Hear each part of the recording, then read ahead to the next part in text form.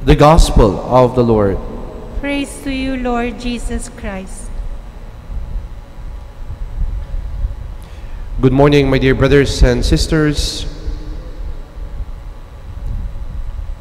I don't know if you are familiar. In one TV show in noontime, there's a game entitled Bawal Judgmental. This is a game show in TV entitled Bawal Judgmental. It's a game where players are tasked with the responsibility of identifying correct choices among group of people with distinctive characters or characteristics.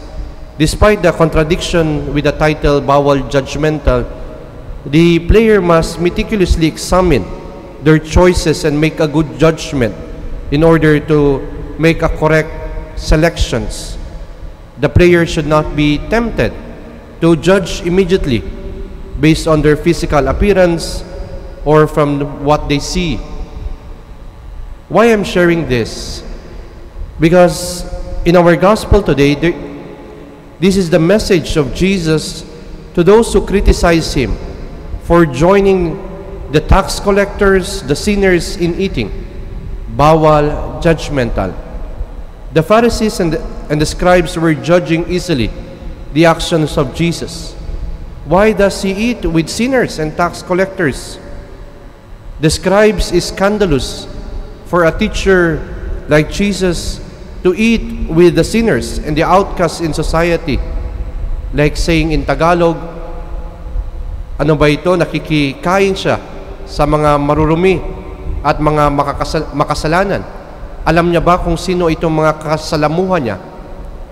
Or even to judge easily the call of Levi, who is a tax collector, and during the time of Jesus, tax collectors were considered sinners. They judge easily the vocation of Levi. Why does Jesus call sinners to follow him and be his disciples? Like the experience of our seminarians, some of our seminarians who are being judged easily by others when they decided to enter the seminary. Bakit siya pumasok sa seminaryo? Hindi naman siya worthy to become a priest. Or magpapari yan, ganyan yung ugali niya. Ganito yung buhay niya noon. We judge easily. Human as we are tempted to judge easily. But Jesus came into the world not to judge us easily. For Jesus, bawal ang judgmental. But Jesus came into our world to understand us, to show us his mercy and compassion, and even to heal us from our brokenness and failures in life. Jesus even compares himself with a physician by saying, those who are righteous, those who are perfect, those who are good, they do not need a physician. But those who are sick, those sinners, the weak and imperfect, they need healing.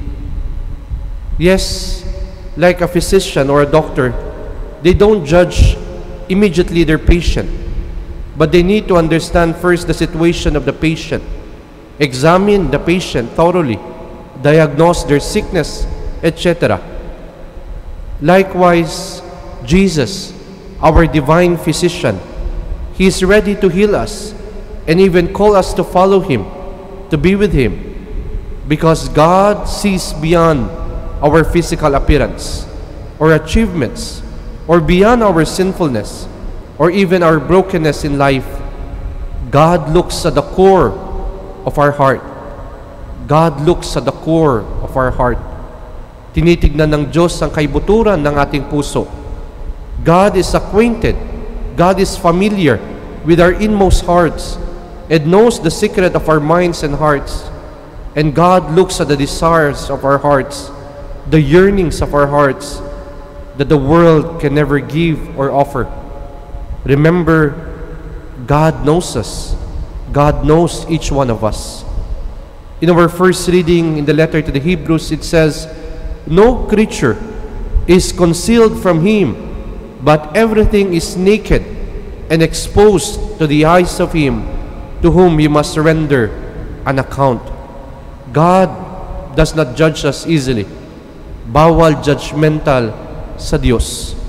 But for Jesus, hindi bawal ang magpakita ng pagmamalasakit, hindi bawal magpatawad, hindi bawal ang pag-unawa sa ating kapwa-tao, hindi bawal ang paghilom sa mga tao. My dear brothers and sisters, our celebration of the Eucharist, itong misa, nakikita natin, hindi judgmental ang Diyos. Bakit? Dahil sa misa, sa ating pagtitipon ngayon sa banal na misa, makikita natin na lahat tayo, we are not worthy. Lahat tayo hindi karapat-dapat. Pero dumadalo pa rin tayo sa hapag ng Diyos, mga makasalanan. Lahat ay gusto ng kagalingan ng Diyos, mula sa Diyos.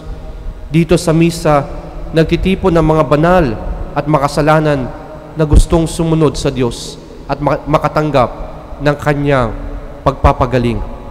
So today, let us not fall into the temptation of being judgmental.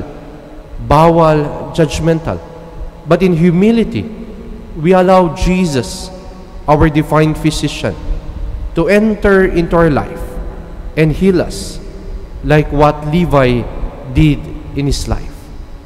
It is only when we humble ourselves and recognize that we are sick, in need of healing, sinners in need of forgiveness, broken in need of restoration in life, in pain in need of comfort, and confused in need of understanding, God's understanding, that we can truly see how the mercy and healing of God flows in our life. It is only when we approach our divine physician that we can attain healing.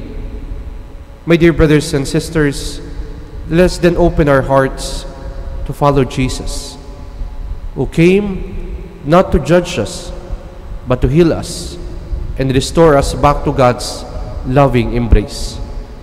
Jesus reminds us today in our gospel, "I did not come to call the righteous, but the sinners."